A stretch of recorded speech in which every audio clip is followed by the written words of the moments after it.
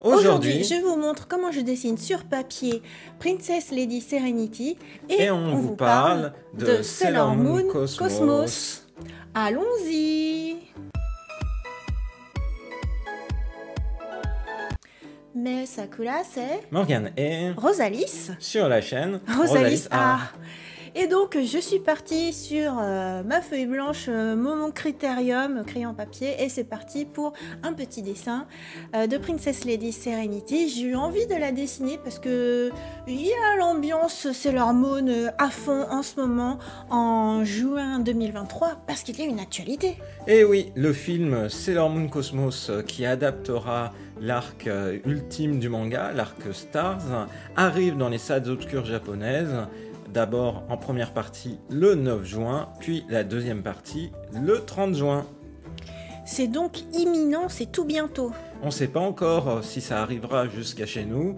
On retient juste que, effectivement, Sailor Moon Eternal, par contre, les deux précédents films étaient arrivés avec bonheur sur Netflix, ce qui nous avait permis de les avoir assez rapidement après la diffusion au Japon. Ce serait bien que ce soit le cas aussi. On espère, moi j'espère beaucoup, sachant que ces deux films promettent énormément. Sur la chaîne YouTube et le compte TikTok officiel associé à ce film, chaque semaine il y a des extraits. T'es sur TikTok, Morgane? Et en fait, je le vois par rapport à ce qui est publié sur YouTube. Et en fait, il y a déjà des extraits qui ont été partagés. En fait, chaque extrait met en ébullition la communauté de fans. On peut évoquer le fait que, du coup, Chibi Moon va avoir sa propre transformation qui visiblement fait hommage aussi à la toute première transformation de Sailor Moon. On sait que Kakyu aura pour la première fois une transformation. On sait que Sailor Moon dans sa forme éternelle devrait avoir plusieurs transformations. Sachant qu'il y a deux films, ça fait sens. Bref, il y a énormément de choses intéressantes et Galaxia semble plus terrible que jamais. Moi j'aime beaucoup cet arc final. Autant dans le manga, j'ai trouvé que c'était incroyable. Et en plus, c'était l'époque où j'étais dans le club Sailor Moon, donc en fait, on était encore plus dedans. Nous, toutes les animatrices Sailor, avec les éditions Glénat, enfin voilà, c'était, je pense, sublimé dans l'expérience du manga. On partageait ensemble la passion. Et l'arc final de l'animé, du coup Sailor Moon, Sailor Stars, je l'ai adoré à l'époque parce qu'il y avait les chansons, c'était émouvant, c'était particulièrement joli dans le chara-design. De toute façon, depuis Sailor Moon Supers, je trouvais que c'était beaucoup plus beau qu'avant. Et pour autant, je pense que c'est l'arc le moins connu du grand public parce que à l'époque, c'était plus, enfin, le club Dorothée avait disparu. Tout à fait. Et donc, il n'y a pas eu de diffusion à grande échelle sur TF1, du coup, de la dernière partie de Sailor Moon. Et pourtant, je trouve que c'est une des meilleures parties avec la partie super. Oui, tout à fait. Et effectivement, au Japon, il marquait un moment particulier puisque c'était le changement de générique, avec un générique très dynamique et dans le même temps, en fait, une histoire dramatique. Donc on va voir qu'est-ce qu'il en ressort dans cette version-là, film. Et donc, un focus particulier aussi sur Chibiusa. Mais Chibiusa pas façon détestable comme dans la partie R, mais plus une version adorable et mature, futur leader, future reine, et aussi des mystères par rapport à quelque chose d'autre dans la galaxie, quelque chose qui vient impacter aussi Sailor Moon, peut-être une autre romance. Moi, je me souviens que lors de la parution de l'ultime manga, il y avait un article dans Animeland qui, du coup, venait expliquer un petit peu toute cette histoire de soupe primitive qui devait y avoir et qui était assez complexe en fait. La pensée de la mangaka Naoko Takeuchi, elle est quand même assez complexe pour une histoire de base qui vise les petites filles, parce que prépublié dans le Nakayoshi, le manga, ça vise les petites filles d'abord. Et en fait, c'est vrai que tu te dis, même en tant qu'adulte, quand tu y réfléchis, waouh, c'est super complexe. Donc je me demande comment ça va être dans les 2 films, ça promet d'être passionnant. Tout à fait. Des films qui visiblement jouent cette corde sensible vis-à-vis des fans de l'époque, et aussi permettra peut-être de créer de nouveaux fans. On a une grosse question qui est, aura-t-on des suites? Parce que normalement l'histoire se termine, mais tout n'aura pas été adapté. Tout le matériel du manga n'a pas été adapté, puisqu'il y a des histoires courtes. Il y a aussi un film qui avait vu le jour à l'époque de la série originelle. Le film il y a plusieurs films qui sont sortis. Oui, il y a eu plusieurs films, mais notamment le film sur la série Super. Lui avait eu un manga Kaguya, qui était associé sur Kaguya. Oui. Donc, qui du coup est une vraie histoire, on va dire, c'est pas un filler. C'est ça pourrait vraiment être intéressant de voir la manière dont il est réinterprété, sachant que cette histoire autour de Kaguya, elle a toujours fait l'objet en fait de mise en avant, mise en valeur, notamment à travers les comédies musicales. Donc quoi qu'il arrive, elle a sa propre existence, elle fait vraiment partie de l'arc et de la galaxie Sailor Moon. Donc ça c'est vraiment intéressant. Et puis dans le même temps, on sent que Naoko Takeuchi, elle est encore très investie en fait dans ses personnages.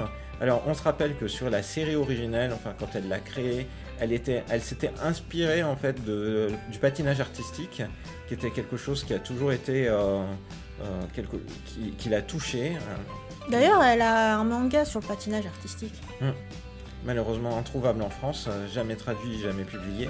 Et dernièrement, ce qui a fait on va dire vibrer là encore les fans de Sailor Moon, c'est qu'il y a des illustrations inédites dans le cadre d'un catalogue Chanel pour une collection qui a été présentée tout début juin, avec des illustrations des différents protagonistes de Sailor Moon habillés en Chanel, avec la nouvelle collection que Chanel présente maintenant. C'est assez surprenant comme retour. Ce que tu dis, elle aurait pu créer des nouvelles illustrations pour le film. Mais peut-être qu'il y aura des nouvelles illustrations, on ne sait pas, on découvrira. Là, pour la peine, les films, et de manière générale, tout ce qui est Sailor Moon Crystal, adaptent de manière fidèle la trame originale du manga, là où la série animée avait parfois fait un petit peu, avait pris beaucoup de liberté. Je pense notamment au personnage de Lei, Sailor Mars, qui n'a pas du tout le même caractère entre le manga et l'animé, ce qui a provoqué aussi des tensions entre les personnes qui étaient à la charge de la réalisation de l'animé à l'époque et puis Naoko Takeuchi. Donc là, maintenant, elle a vraiment une adaptation animée qui est fidèle à son œuvre et à son esprit original. Cela dit, dans la première série Sailor Moon Crystal, enfin je veux dire la première nouvelle adaptation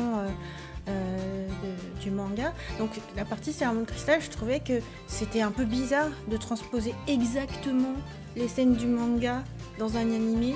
Tu sais, il faudrait qu'il y ait un peu plus de scènes entre, tu peux pas avoir la même narration d'un manga qui est mensuel, me semble-t-il. Oui, c'était mensuel. Voilà, avec beaucoup d'ellipses.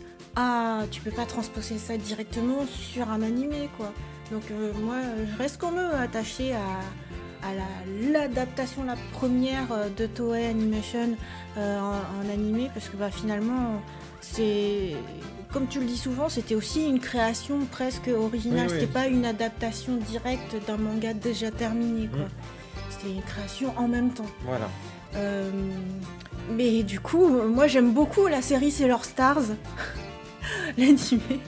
J'ai quand même un peu peur de pas aimer là le film. Ben on va voir, hein. Ça va être... Mais par contre le film précédent qui adaptait Supers, je l'ai bien aimé. Oui. Sailor Moon Eternal. Enfin le double film, on va dire. C'était plutôt pas mal. La réalisation était carrément en cran au-dessus. Oui. Finalement, en fait, il faudrait un reboot du reboot.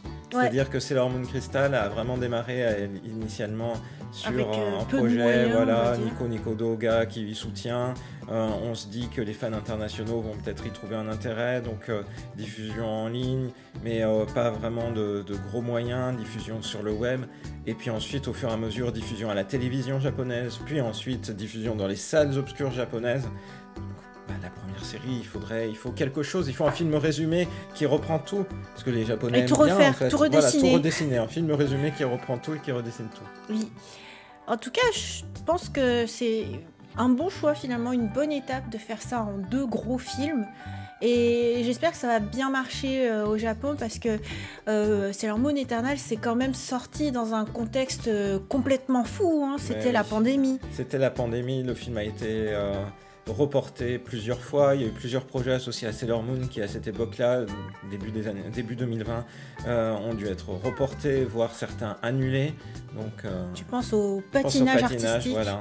Je pense effectivement en juin 2020, qui a été reporté 3 fois, il y aurait dû avoir effectivement Sailor Moon sur patinage artistique, parce qu'il bouclait la boucle, et qui a finalement le projet qui a été finalement avorté après de multiples reports. Ton dessin est magnifique. Et oui, c'est déjà terminé, mais bien sûr, je vais le mettre en couleur. Wow. Rendez-vous la semaine prochaine pour la version couleur.